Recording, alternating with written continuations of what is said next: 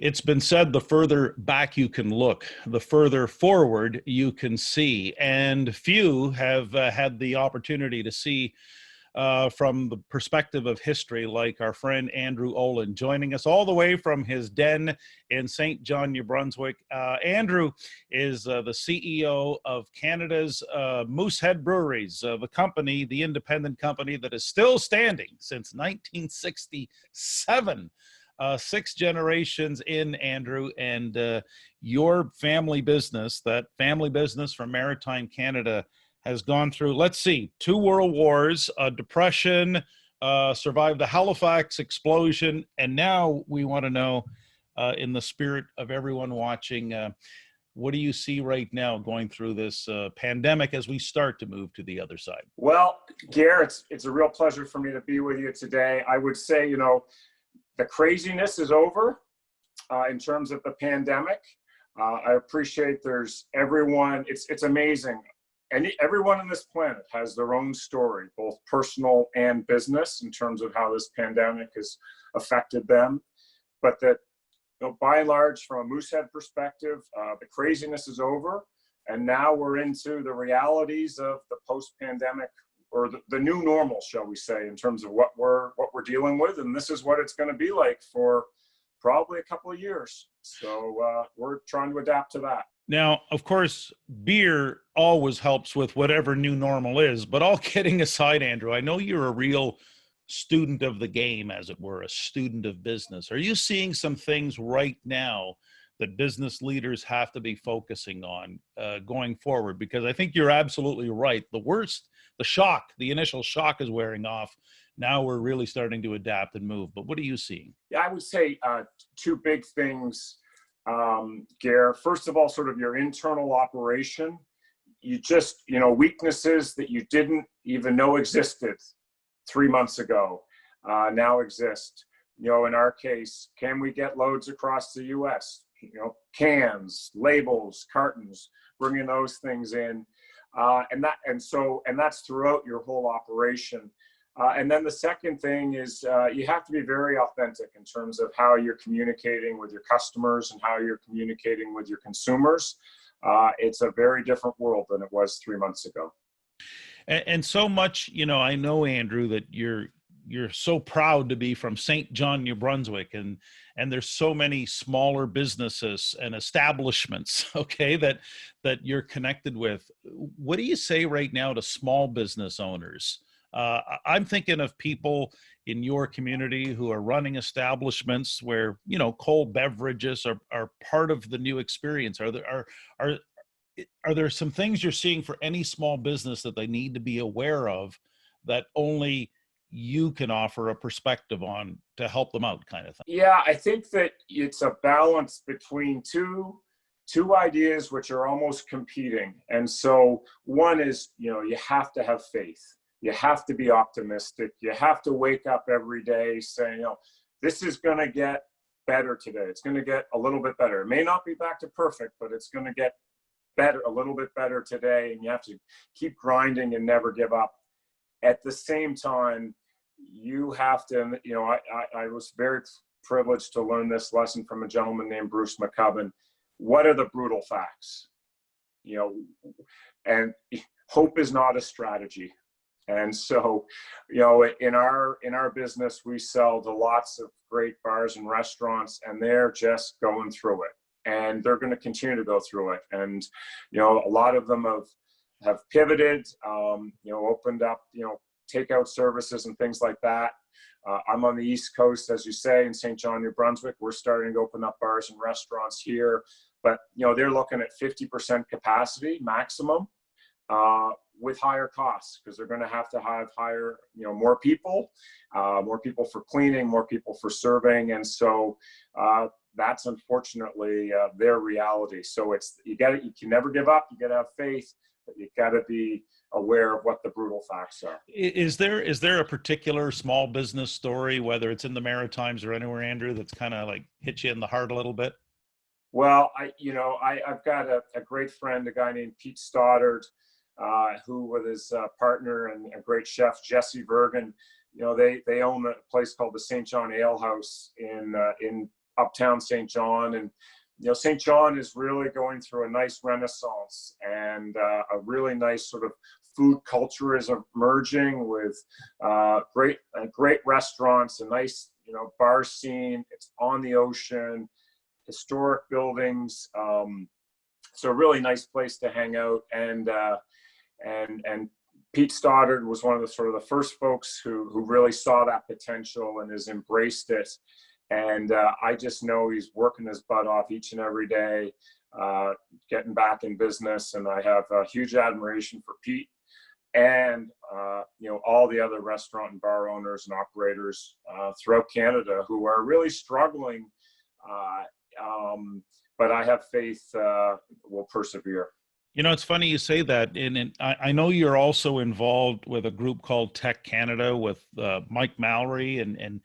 And so I don't know, Andrew, and how do you help explain this? I don't know that a lot of people understand that no matter what position you rise to in any company, CEO or not, even at the top, this has been the most personal time for business. Is that a fair assumption? And how do you explain that?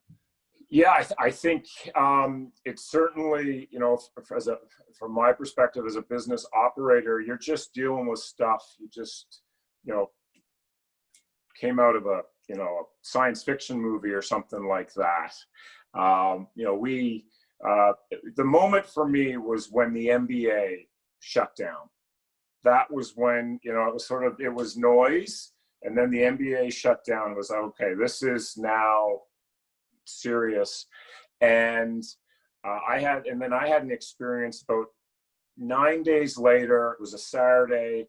I spent about a couple hours just online reading some stuff. And that's when the Bill Gateses of the world were talking about, look, we're not back to anything close to normal until we have a vaccine.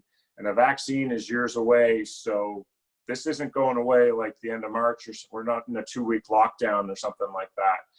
And so, you have to adapt. I think the great thing about being in an organization like Tech, for me, is you get to hear everyone's perspective. You can bring issues forward, and no one has all the answers. No one has all the answers, and we're all dealing with different types of challenges. And in my tech group, I've got some colleagues whose businesses they're basically shut down. I got some others whose businesses are flying, and I got everyone in between, and they all present different issues. I think the great thing or the important thing for entrepreneurs is if you can have that group of folks that you can just have honest dialogue with. This is what's terrifying me. This is what's keeping me up at night.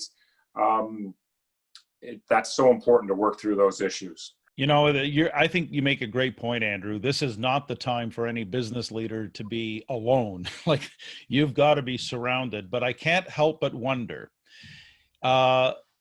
this woman here, I don't know if she had any tech groups or any mastermind groups. I don't know if the word mastermind was invented when your great, how many greats are we? 6 greats? Yeah, 3 greats. So she's 3 greats. Great grandmother. So I'm generation 6, and of course we're generation 1.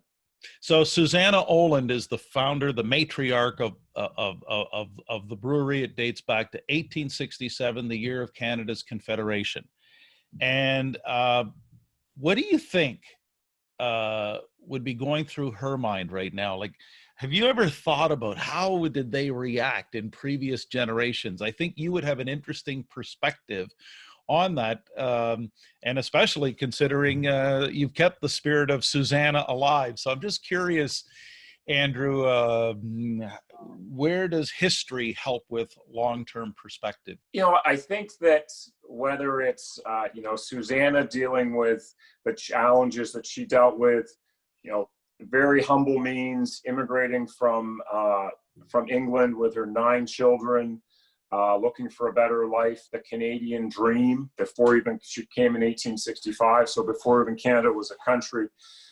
I think what she would say would be no different than, George W.C. Oland in 1917 when the Halifax explosion occurred. And that is, this is your generation's challenge, right? Step up to the challenge.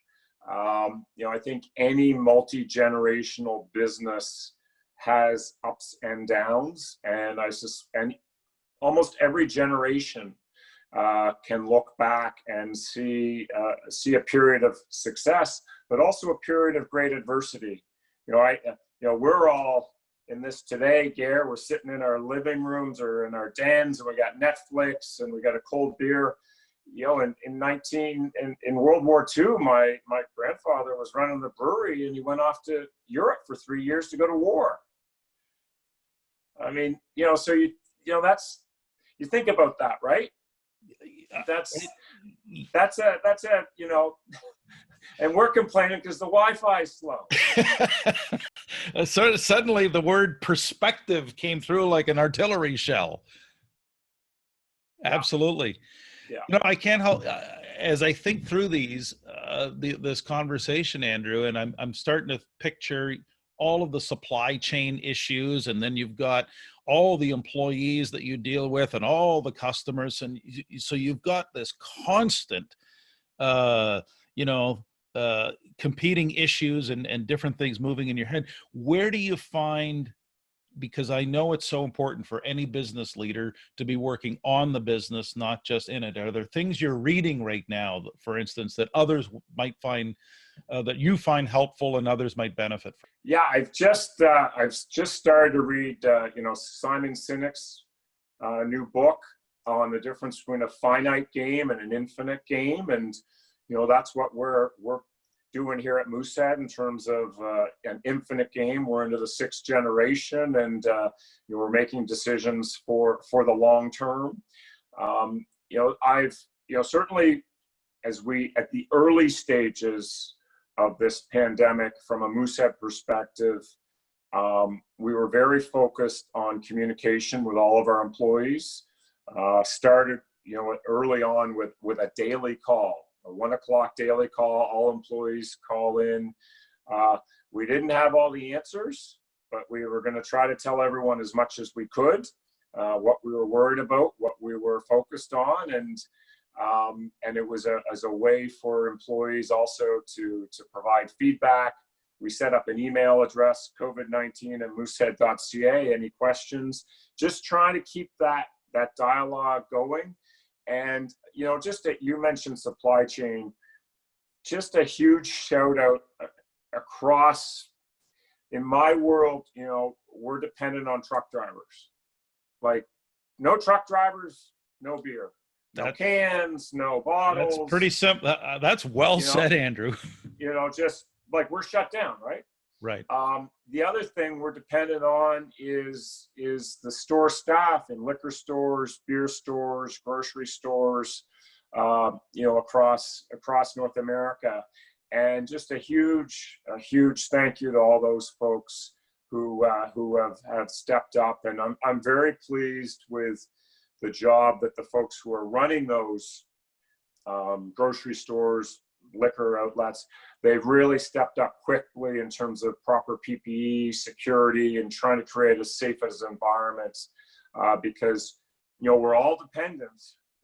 As I spoke to at the very beginning, we're all dependent on each other in this circumstance. Yeah, and I think also, if I, as I looked at your Facebook the other day, I think one of the things we've realized here, and this might be helpful for anyone watching, the need to actually get out and experience nature more than ever, just to clear your head. Have you, obviously I saw it on Facebook, but have you found that to be true as well, Andrew? And I couldn't help but notice, not only were you in the great outdoors, but I think you were also shopping for something like fried pickles. So I'd love to hear your thoughts on that. Yeah, so my daughter works in Europe, and just through this COVID-19 situation, she's back in New Brunswick. And so we've developed this nice family routine on Saturday morning where we find a different place to go hiking. My wife and I and my daughter Ainsley, we have sort of each week someone picks a hiking spot, and then after that we go for a what we call a fry up. So whether it's a cheeseburger and onion rings, or we found a great place with fried pickles down in Jonesy's in Penfield, New Brunswick. And so this week coming up is my choice, and we're we're going to be going to the Sussex area. So, I think it's a great example of there's a lot out there. There's a lot to do. It may not be what you were doing or what you would have been thinking doing 3 months ago, but it's there's a lot to explore and a lot to enjoy wherever you are. Andrew, we do so appreciate you joining us here and taking your time. And I'm just to wrap this up, because this is, has been a bit of a quest for us to share ideas with business leaders that they won't find on mainstream media. So other than grabbing a cold Moosehead, is there a better, bolder question that business leaders need to be reflecting on right now over that cold brew? I think for a lot of business leaders, this COVID-19 situation has hit people in the head, and it's forced people to make decisions that they didn't want to make, that they were putting off. I'll get to that later. It's not that bad. All of a sudden, COVID's now come, and I had to make one regarding a part of our business. Wasn't easy, but was the best thing for the business. And so I think that we've all probably got a little bit more time right now, because we're not running to the airport, we're not running to the sales meeting, to the convention or whatever. So I'm challenging myself to look forward, and what can this business look like in 2, 3, 5 years, and what are the changes we have to make over the next period of time, and disregarding COVID, just right, to be a better business. Because like you said, it is an infinite game anyway, isn't it? It really is, and it never ends.